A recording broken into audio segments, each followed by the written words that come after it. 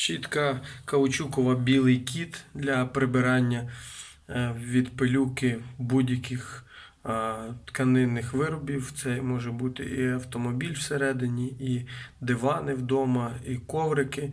Також можна вичісувати тваринок. Ось тут на малюнку на коробці намальовано. Можна використовувати як в сухому, так і в вологому вигляді. От ці щетини дуже класно вбирають в себе бруд, пилюку, шерсть. Гарно працює тут електростатичний ефект. І оця резинова лезо можна ним от таким чином збирати вологу чи мити скляні поверхні.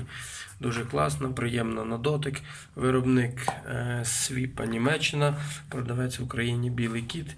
Якість суперова, буде вам служити мінімум 10 років, а то й декого і по 20 служить.